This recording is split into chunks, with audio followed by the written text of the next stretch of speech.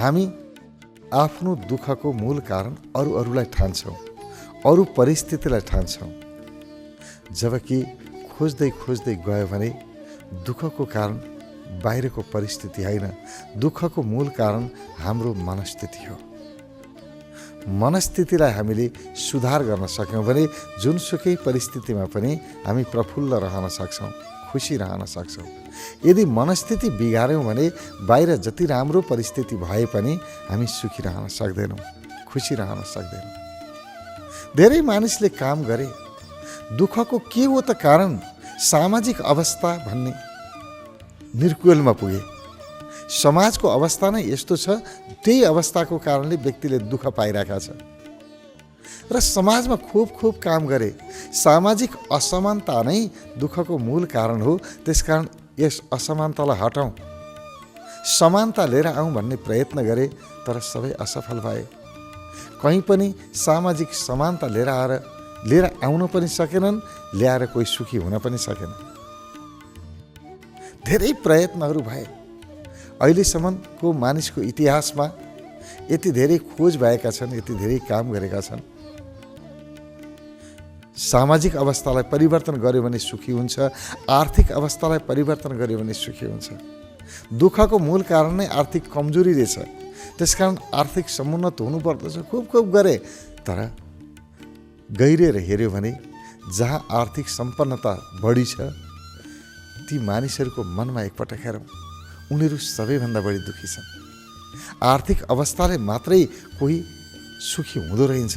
किन हुँदैन थियो भने नि मन हो के मूल, सुख दुःखको मूल मन हो।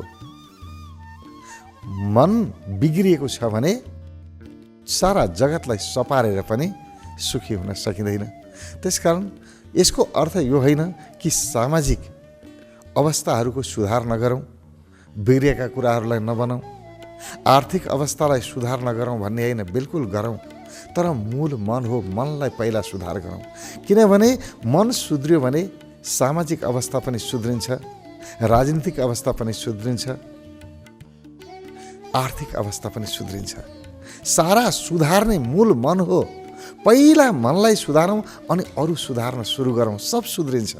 तर मनलाई जस्ताको तस्तै छोडेर अरू व्यवस्थाहरू सुधार गर्न खोजेर हामी समुन्नत हुन सक्दैनौँ, हामीले खोजेको कुरा प्राप्त गर्न सक्दैनौँ। मूलतः मन हो। मनलाई सुधार्ने तरिका मनलाई प्रवाहमा छोड्नुपर्छ, अथवा मनको पनि श्रम र विश्रामको स्थिति हुन्छ। श्रम र विश्रामको सन्तुलन सर्वाधिक महत्त्वपूर्ण सन्तुलन हो। जहाँ श्रम र विश्रामको सन्तुलन बन्यो, त्यहीँबाट सबै कुरा व्यवस्थाहरू राम्रो बन्न सुरु गर्छ। हाम्रो मनलाई पनि यो सन्तुलनभित्र राख्नुपर्छ। मनलाई आफूले काम लगाउनुपर्छ, मनलाई छाडा छोड्नु हुँदैन। जसले मनलाई जानिकन काम लगायो, त्यही व्यक्तिले मात्रै मनलाई काम नलगाएर चुप लागेर बस बाबु भनेर शान्त पनि बनाउन सक्छ। किनभने मन उसको नियन्त्रणमा हुन्छ।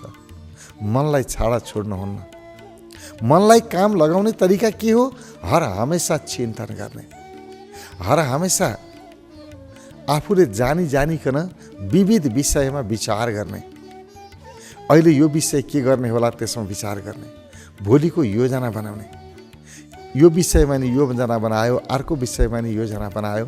उसलाई त फुर्सदै भएन अरू चिन्ता गरेर बस्ने।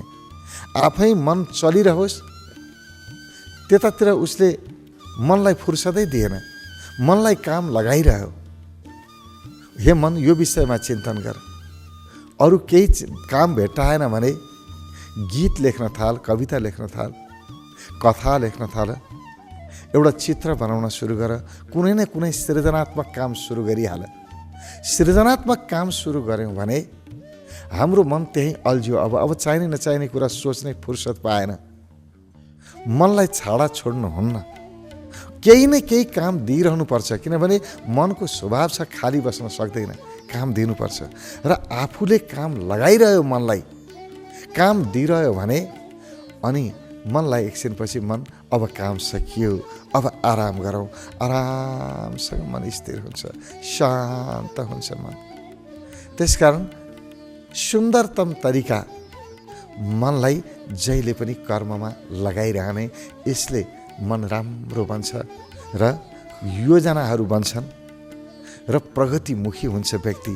जहाँ जहाँ मानिसको मन चिन्तनमा जान्छ प्रगतितिर गयो, जहाँ जहाँ चिन्तामा जान्छ दुर्गतितिर गयो। चिन्ता भनेको आफै मनमा आउने विचारहरू, आफै खेल्ने कुरा, आफूलाई होसै छैन, जे विषयमा विचार गर्दिन भन्यो त्यही विषयमा विचार चलिरहेको हुन्छ, नियन्त्रण बाहिर आउने विचारहरू, यो चाहिँ चिन्ता।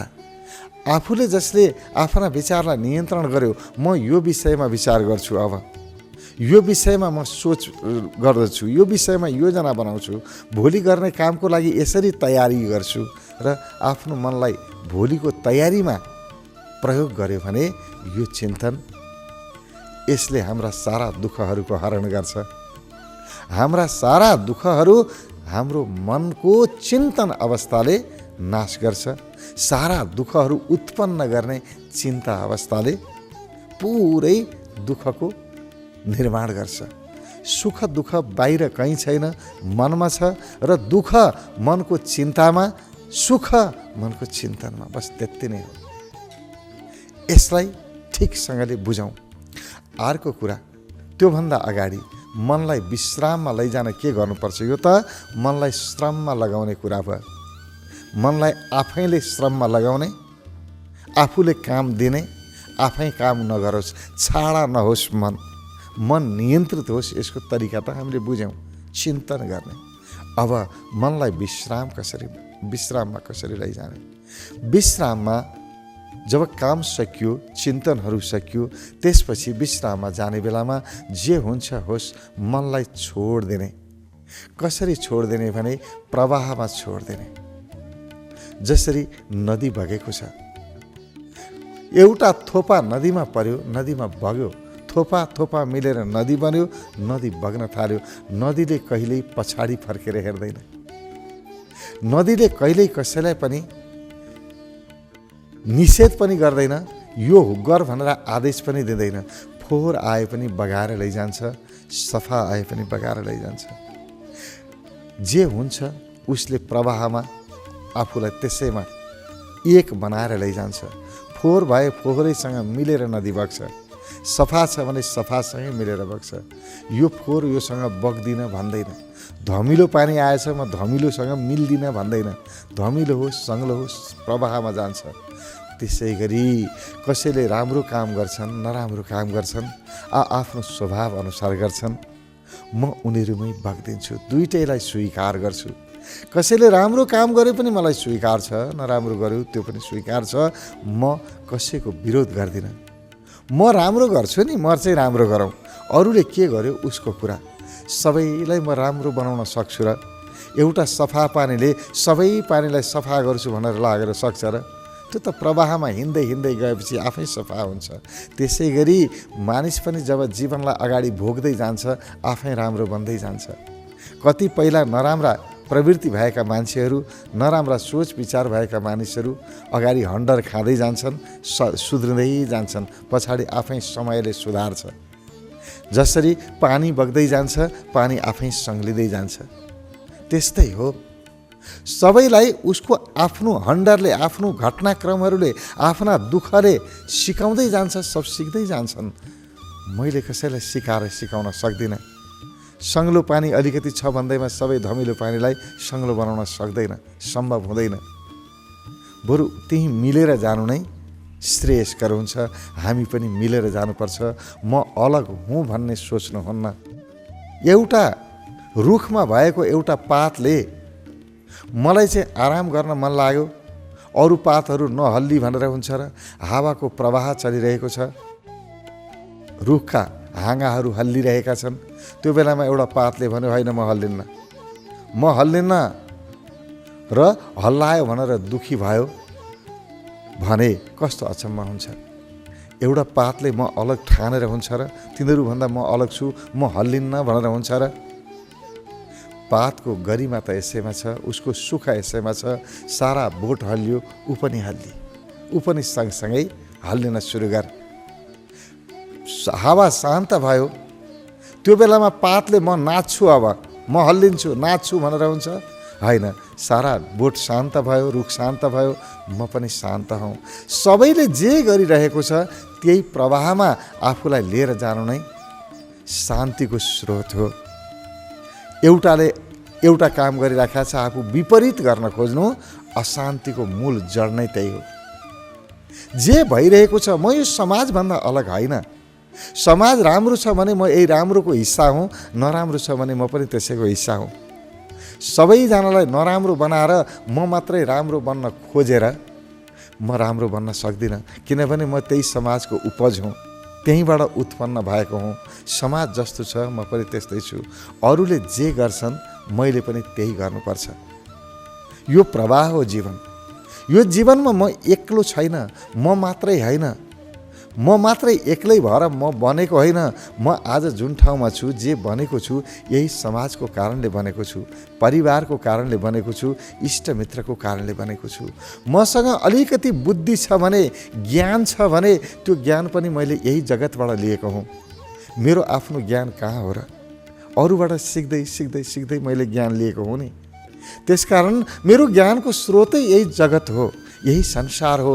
अनि यो संसारभन्दा अलग म कसरी हुन सक्छु? मैले अलिकति सुखको अनुभव गरेको छु, यहीँबाट सुख लिएको छु। यहाँबाट नलिएको भए म एक्लै सुखी हुन सक्थेँ र? सक्दैन थिएँ। यहीँबाट लिएको छु। मैले सम्पत्ति पनि कमाएँ भने कहाँबाट माथि आकाशबाट सम्पत्ति झर्या हो र? यिनीहरू सबैबाट मैले लिएर जम्मा गरेको हुँ। मेरो सम्पत्तिका स्रोत यी अरू मानिसहरू हुन्, समाज हो। मानिस नभइदिएको भए एक्लै सम्पत्ति आउँथ्यो र सबैसँग भएको सम्पत्ति अलि अलि अलि लिँदै लिँदै मैले धेरै बनाएको हुँ। मेरो स्रोत यिनीहरू नै हो। कुनै पनि प्रकारको मेरो सुखको स्रोत यो समाज हो, यो परिवार हो, इष्टमित्र हुन्, साथीभाइ हुन्। त्यसकारण यिनीहरूभन्दा अलग म छैन, म एउटै हुँ। म उनीहरूभन्दा अलग बन्न खोजेँ भने त्यो प्रकृतिको विपरीत हुन्छ, र जसले प्रकृतिको विपरीत काम गर्छ उसले त दुःख पाउँछ नै। जतिसुकै सम्पन्न भए पनि मन अत्यधिक अशान्त हुन्छ। अशान्तिको मूल जड यही हो, अरू अलग म अलग, अरूसँग म मिल्नै सक्दिनँ।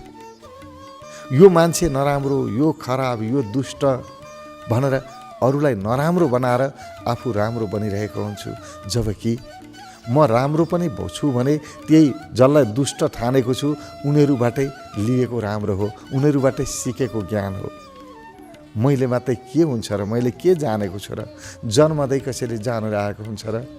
जन्मदै कोही विद्वान हुन्छ र? सारा विद्वता, सारा ज्ञान, सारा सम्पत्ति, सारा सम्बन्ध, सब कुरा हामीले अरूबाट लिइराखेका छौँ। हर एक कला अरूबाट लिइराखेका छौँ। आज मलाई अलिकति सुखी हुनुपर्छ भने पनि अरूले प्रशंसा गरिदिनुपर्छ, अरूले सम्मान गरिदिनुपर्छ। अलिकति आनन्दको अनुभव गर्नको लागि अरूले मलाई माया गरिदिनुपर्छ। थोरै अरूले माया गरिदिएनन् मलाई भने म सुखी हुन सक्छु र? अरूले मलाई सम्मान गरेनन् भने म सुखी हुन सक्छु र? सुखको मेरो स्रोत कोरे छ? अरू सबै रहेछन्। र अरूले भने नमान्नु, उनीहरूलाई दुश्मन ठान्नु, यी मानिसहरू नराम्रा हुन् भनेर भन्नु भनेको आफ्नो सुखको स्रोतलाई गाली गर्नु हो, आफ्नो सुखको स्रोतलाई अपमान गर्नु हो। त्यही गरेर हामी दुखी छौँ। जसको कारणले हामीले सुख पाइराखेका छौँ उसैलाई ठेस पुर्याउँछौँ, ठोस लगाउँछौँ, त्यसैलाई घोज्छौँ। मेरो परिवार नभए म एक्लै सुखी हुन सक्दैनथेँ, तर त्यही परिवारलाई सबभन्दा बढी दुःख दिन्छौँ। जहाँबाट सुख आउँछ त्यसैलाई घोचिरहन्छौँ हामी। अनि कसरी सुखी हुने? होइन, प्रवाहमा छोडिदिनुपर्छ। आफूलाई छोडिदिने, उनीहरूको काखमा छोडिदिने।